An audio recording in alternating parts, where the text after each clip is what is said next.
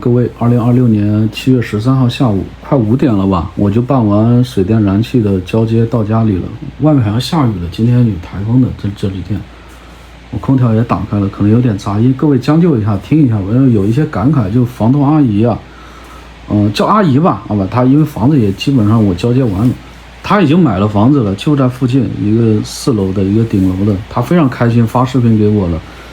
我想着啊，就是有一些感慨性的东西，或者一些经验性的这种想法，我说出来，可能说的比较乱，也没有草稿，您吸收着，如果能帮助到你，我觉得也挺好的。各位都知道，我现在手持的这个苹果17，就是3月份在泉州的时候买的，当时买的时候都下单完了，那顺丰那个女的送过来，我都测评完了，有些声音啊，就跟我抬杠，挑我的毛病，说你这手机查一下，买的是不是假的？我之前也吐槽好几遍了，即便我们视频中放了爱思助手的这个打勾的选项，有些观众说你这买贵了，你买了多少？5799是吧？听你在那个广东哪里？广东啊，不是福建龙岩的时候你说的，队长你买贵了，你这傻帽。还有一些人说，这下大了，不会有这个背景音吗？你将就一下好了，下雨我管不了。还有人说什么啊？你这个买哪里买的？买的假货吧你？买的假货，我都想笑了。其实当时，我的一个基本需求是，可能接下来几年我还会拍视频。我上一个手机是苹果11嘛，然后我过往的视频也反复在跟大家交流。我说 Pocket 3、Pocket 4啊。还有影视了，还有这个其他的一些拍摄设备我都有看，最终我也反复跟大家讲，这个手机就是最好的拍摄设备，过往我也都讲过了，这里就不再赘述了。就我结合自己的需求啊，我觉得买个苹果17是有必要的。实际各位看下来，你看我们现在来到江苏，哪怕平常就是拍视频，你必不可少的设备要升级了，我也都回应过了，我说我那手机是在中国移动啊。淘宝官方那里买的，会有假货吗？有假货我开心死了，他是不是退1赔3还是赔几倍？对吧？我说买这个东西很小的事情，很多人给你打岔。现在说到我这个买房这个事情，大家一路跟下来，一集看下来，基本上交接算结束了，就算我的了。接下来后续入住我不知道拍不拍了，也不知道大家有没有兴趣。那这里也是有很多声音嘛，我非常感谢啊，就大部分声音99%的人都是恭喜我啊，又替我开心啊，非常赞同的。我也不是说挑着这种跟我抬杠的人回应，因为你有了这些反对的抬杠的声音，大家才可以去讨论嘛，去感慨嘛，它也代表了一部分人的想法嘛，对吧？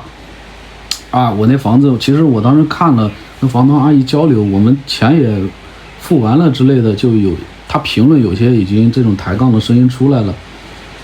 他从我的那个只言碎语当中就说你这房子是在顶楼吧，很热热死。你看前2天我也在讲，还有人说你那个房东跟那中介骗你的，他们在演戏，你这个一看你也是那个小心一点吧，年轻人，你这小伙子才刚入社会怎么着的，我靠我都要笑了看着这个。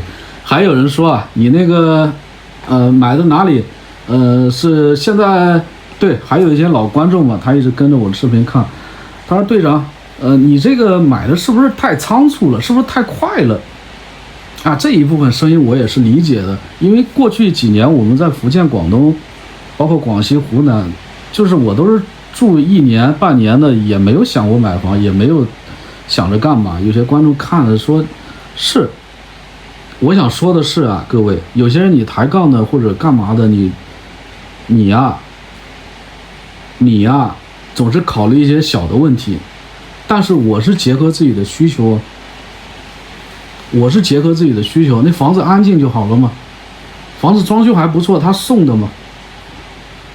你看我那个买房的前面几个卖家，有贷款不下来的，有挑人家房子毛病的，想降价的，有这个想直接住到那个房子的，就等于说现在我买那房子有各种各样的问题。其实各位，我说半天说到底，其实你们都是一类人，总是纠结一些不重要的、不关键的、无关紧要的事情，其实各位，一个人拥有的财富啊，就代表了你这个人的智商。我很不想说这种敲醒各位的一句话。有些人各位，你跟我来到我这里说这种无关紧要的这种东西，来这里抬杠，大概率啊，你照着镜子自己什么货色吧。我想说什么？这下午我在那行政大厅办的水电燃气嘛，房东阿姨，包括我们昨天吃饭也在聊。叫阿姨吧，我习惯叫房东，以后要改口了。现在也是有房的人，不需要叫任何人房东了。叫阿姨。昨天吃饭也在，我们聊了好久，吃了1个多小时饭呢，5点多吃的，我7点半走的。包括前几天我们也在聊，我挑重点讲嘛。这阿姨她其实置换，她房子已经买好了，4楼的顶楼，她很开心。一个老房子，她因为要重新装修自住嘛。阿姨也看了很多房子，她看过的所有地方我都知道。比如说她看的江滨新村。在哪呢？在镇江那个古城路东吴路交叉口那里。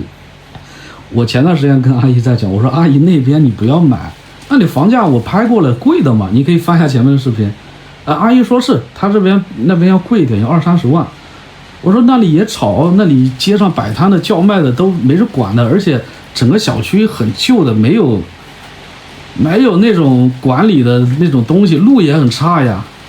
当然你说如果自己做饭吃饭的话，那你在那边住得很开心。但是如果你要买在那边不太合适哦。阿姨说对。而且我说那里有点偏哦。就这样我们聊嘛。阿姨又看了这江南新村，江南新村也在附近西新路前面。反正说来说去吧，我说阿姨结合你的情况，你要不然还是在那个小区买一套。果然阿姨已经就是看上了一个房子，在谈价钱了。这个卖家他应该是一老头赠送给他情人的。他昨天那老头儿子又过来了，反正关系也比较混乱，加上中介加上阿姨，他们有5个人在那里谈。本来挂的是21.5万啊，已经谈到17万了。那我一听可以下手了呀，已经因为这算下来就打了7-5折嘛。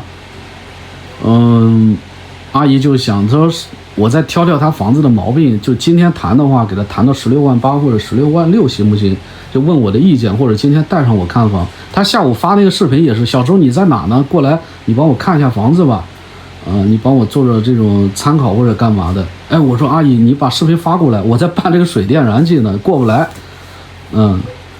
他一发视频一看，我一看视频中阿姨的讲话，他房子已经买了，定金已经交了，很合适，一4楼的顶楼，各位，这老房子他本身也重新装修嘛。我要说什么呢？他还价我细节没讲啊。我就阿姨比如说挑毛病的时候，我说阿姨你不用挑毛病啊，你看我买你的房子我也没有挑毛病嘛，对吧？你这个卖家他万一很倔呢，你挑毛病这种话说出去他是收不回来的。你万一现在17万谈得很好，其实你也想买，对吧？你也想要，人家他孩子过来，他孩子可能卖得出，是不是也能分点钱？包括那个老头他的女情人，他那个房子是赠送给那个女的，反正我自己猜的，如果说错了就当我说错了吧。那情况也比较乱。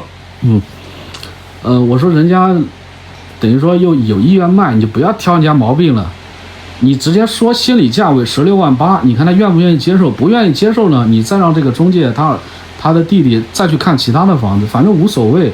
那周边住了2000多户呢，这小区大得很，对不对？这阿姨一听，对啊，小周你说的有道理。我说对，你没必要去挑人家的毛病，你自己确实想要，就直接今天就跟人家讲16.8万，你愿意卖的话，就大家都图个吉利，你我少付2000，你少收2000，大家这样子，反正都也要付中介费，就大家开开心心的就交易就行了。我估计阿姨可能是按我这个说法。昨天吃那地锅鸡的时候，阿姨也说对，小周你说的有道理，是这样。我说对，买卖东西呢，现在其实你再去挑人家的毛病，这样子这一套已经过时了。我就讲，我说半天说什么呢？你看这阿姨啊，也是结合自己的情况，她的预算是这样子的，就15到20万买一个2、3楼、4楼的，5楼、6楼以及1楼不考虑，然后最少2室1厅，最少卧室有一个窗户啊，不是，卫生间一定要有个窗户，因为这阿姨比较喜欢这种空气流通啊，因为她阿姨还有一个儿子当老师的，这个儿子有时候会过来住这样子，所以她一定是换一个最少2室1厅的，然后又预算15到20万。你离开这边到前面三毛宫或者江滨新村或者大石口低楼街那边，再或者到这个江南新村，又或者前面有一个叫什么巷，我也去看过。阿姨这几天看的也头都大了，因为要么就20-30万已经超了这个价格，要么呢就是有些你知道啊，就每个人都活在自己的世界里，你纠结的情况也不一样。要么就是比如说进去那个卫生间，你知道老的那种房子上面有包了一个那种旧的铁块，我昨天看视频看到了，你装修的时候那个顶要压下来的，你会少很多面积，然后这个包裹起来也很难掩盖，是这样子。就是阿姨可能也比较挑剔吧，但是她也不想拿太多钱拿出来买这套房。她大石口那房子呢，这学区房是租出去的，别人是用着学区之类的。所以我说什么说来说去，这阿姨啊也算买到了自己，就结合自己的需求啊，也算得到了自己的东西。我最后就跟大家总结一下，说太多感觉显得啰嗦了，又或者说在说鸡汤怎么着的。各位是看着我去买手机、买电视、买这个房子或者买电动车，我没拍是吧？我电动车也新买的，2600块，有发票之类的，就爱玛的在前面那个很大的一个店。我还跟大家讲了这个加装2个锂电池的一些讲法是吧？就前2个视频。我说什么呢？各位啊，您做一个决定的时候，不管工作、结婚、生子、买房，又或者移民，又或者人生的其他决定，或者你人生低谷的时候，我希望各位可以参考一下，我就是这么操作的。就别人的声音都不重要的，别人的声音真的不重要，包括你父母的声音、你朋友的声音，甚至你以为长者的声音，他们都是不重要的。因为最终啊，你买一个东西也好，你去体验一个事情也好，最终是你来感受这个事情。你听了别人的意见或者纠结一些小的东西，我就想起就是买我房子前面不是有3个女的吗？她们也是纠结一些不重要的东西。第一个人的贷款没办下来，那这个人就忽略了，他也没怎么纠结了，他等于说没钱嘛。第二个就是一定要这个阿姨的这个冰箱啦、洗衣机啦、梳妆台啦，还有那个什么一个很大的一个，反正其他的电器他都想要下来，他看到他都想要，就看到了他全都想要下来。我估计这个人是有钱的，他现在估计后悔死了，可能他的性格就是这样。我后来也想明白了，他生活中就是这样，他就是喜欢占点便宜的。第3个就是一个女的，我跟大家讲过了，她一定要住在人家家里面。刚好这阿姨也是说住在那里想找房子，刚好2人冲突了。我相信想住在这个阿姨这里，她也不差钱的。我估计这2个买家都有10几20万现金，都不差钱的人。他就纠结这些小东西，最后也没买成。谈的就是大家也是搞得，回忆起这件事情的时候，双方回忆起来都很傻。他当时要住进来，他当时要我的家电，是不是？你搞成这样子，所以我跟这阿姨也在讲，我说你今天还价就还价，直接报你心理价位，说点好话。16万8，大家吉利。您愿意卖呢就卖，如果不愿意卖呢，我也没这么多钱，好好跟人家讲就好了。他那房子真够破的，就发3分钟的视频我看了，我说你就不要再挑他毛病了。其实你还是想要的嘛，对吧？你直接报价钱，他如果不卖就拉倒算了。对，这小区有这么多房子，对不对？这样说就有点啰嗦了啊。我想跟大家说一下啊，就是说。刚到家里跟大家碎碎念，就当老朋友之间聊聊天吧。您生活中做一些选择的话，我其实还有很多话想讲。就你看我基本上没干过什么亏本的事情，各位。我成年之后啊，或者经济独立之后，我没干过什么亏本的事情。这是一个，你别说学经济的一个基本要求，也真正手里有一些钱。我相信有些人刚刚我提到的一些反例啊，就可能你是性格在这个社会中成长就是出来的一些东西，也可能是天生的，也可能后天的。这话题比较大嘛，也可能就是因为你整天去纠结这些东西。你看你从长远看，我在我看来，在我这个年龄段，我这些选择都没错。我买个手机是正确的，因为我那苹果11用了2年。我个人觉得画质很好啊，也不抖，也不干嘛，也可以拍4K 60帧。但是时代似乎在被逼着我必须要换一个画质稍微更好一点、防抖效果更好一点的设备。那实际上接下来我可能几年还会拍视频，所以最好还是换一个这种苹果17这样子房子我也讲过了，我说大概率在这边可能住好多个月呢，对吧？你住几年租金也扔出去了。我没有考虑太多其他的歌，你说旁边有南京有机场，上海有机场，它只是附送的嘛。我其实没考虑太多，但是我发现有些人在纠结什么顶楼热啊，我说不是有空调吗？有人在纠结说你那个，甚至说我的房东是骗子，你看看，还有人在纠结过户什么着的。我也问了阿姨了，她说户口没挂在这边。我发现有些人那常识也没有，你买了房，你孩子都可以上学的，你就不是戒毒了。其他一表生二表生我就不再跟大家讲了，你只要买了房，孩子都会上学。他这个学区房是什么东西呢？它只是你住你这个房子啊，一个好学区，一个差学区。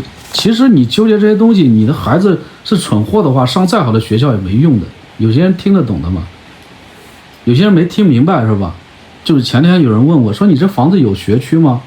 是这样子的，你在我们国家买房子不用管面积啊，只要是正常的小区商品房。你的孩子都是正常在周边附近一定有小学初中上的，但是呢，他说的学区是什么？其实你是有学区的，但是呢，你买的旁边一个小区，那个小区呢，它对应的比如说镇江三中啊，前面大石口，它这个学区那个学区的升学率各方面是更好的，口碑更好，所以那是学区房。你说你这个房子是不是学区呢？小面积什么？你这房子也是学区啊，你只要买了。你就不是外地人在这边借读人家的学校了。还有一个一表生、二表生、三表生的问题，就你父母以及你本人结婚的这个对象以及你的孩子，你们三方是不是都是本地人？你都是本地人，你就一表生优先住这个学校，不是读这个学校。其实现在人口也在减少，你还在纠结这些东西，就不好说了。你包括房产税的叠加，后期，这个学区是不是要取消，你也不知道啊。所以就说有些人，我回答一下这学区的问题吧。其实有些事情很简单，也不那个。各位，我靠，已经17、18分钟了，您参考一下，我跟大家总结一下重点。刚刚总结过了是吧？其实也不用总结了，您参考一下吧，就是跟大家碎碎念聊一下。你人生遇到的一些问题啊，做一些抉择的时候，您听你自己的声音就好了。我把我的经历也讲出来，包括这阿姨的情况全都讲出来，希望可以，让各位参考一下，或者有一些思考吧，或者结合你能吸收到一些东西，这样子吧。好了，就聊到这里，有机会我们再聊吧，拜拜。